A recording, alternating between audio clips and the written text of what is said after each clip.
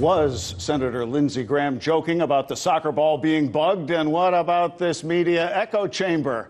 Let's ask conservative commentator Steve Malzberg, who joins us from RT New York. Hello, Steve. Hey, Holland. How are you, sir? Regardless of what gets accomplished, firmed up after the Helsinki summit, at least on the surface, these two world leaders were there showing the olive branch to each other. Why won't the media buy it?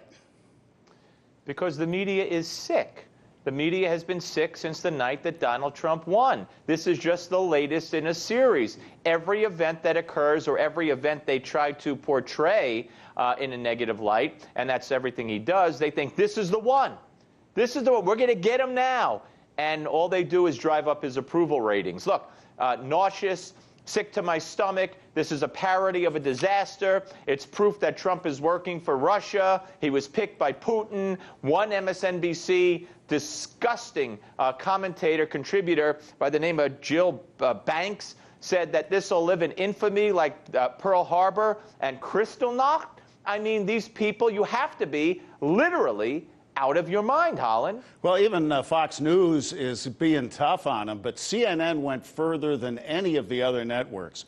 During an interview this morning, this exchange took place. Have a look. That's Vladimir Putin admitting that he directed officials within the Russian government to help the president of the United States win the election. Does that bother you? What I think he was admitting is that he wanted the president to win because of restoring relations. I'm not sure if he was answering. Do you want me to because he denied Hold on. Let's play it again. Just listen to the full question. I listened to the full answer. Let's play it again. President Putin, did you want President Trump to win the election, and did you direct any of your officials to help him do that? Yes, I did. Yes, I did. Because he talked about bringing the U.S.-Russia relationship back to normal. Did you direct any of your officials to help him do that? Yes, yes, I did. Maybe just one yes, because the correct translation of what President Putin actually said was, I wanted him to win, referring to Donald Trump. Steve, lost in translation, am I right? Oh, yeah. For her to, look, I have lots of problems with Poppy Harlow. For her to sit there and on a question that you're relying on an interpreter's response and to try to make this into news that nobody else to that point, and this is this morning, and the summit finished almost 24 hours prior, or at least 20 hours prior, and no one had interpreted it that way until Poppy Harlow. And to insist and push this phony narrative that Putin said, oh yeah, I ordered it, which would be blockbuster news, again, it speaks to insanity. How do you sit there with a straight face and claim that out of the blue? Few members of Congress from the Republican side of the aisle dared to disagree publicly with President Trump. How much pressure do you think Speaker Ryan and Majority Leader McConnell put on him to walk back what he said in Helsinki?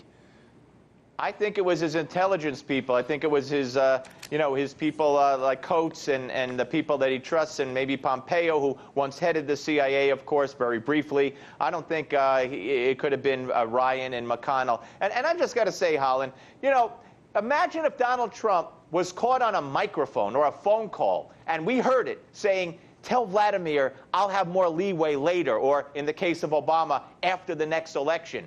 And then Crimea happens, Syria happens, you find out about alleged hacking of the election and the DNC, and you do nothing.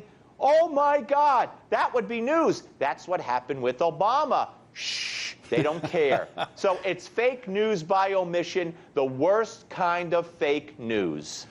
Did we learn anything from the media coverage of Helsinki, or was it just noise?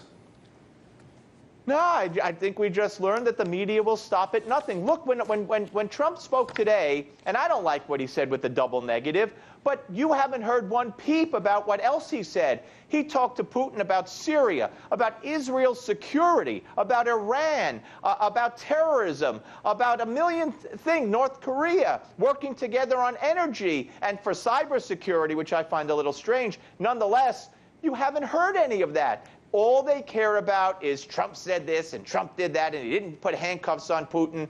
They're nuts. I hate to keep repeating it and sound juvenile, but they're out of their minds. Steve Malzberg, thank you, as always, for your unvarnished perspective. Thanks, Holland. Hey YouTube, thanks for checking out our channel. We hope you enjoyed the video. We have tons of content for you just like this. For more of RT America's one-of-a-kind news and analysis, be sure to subscribe and never stop questioning more.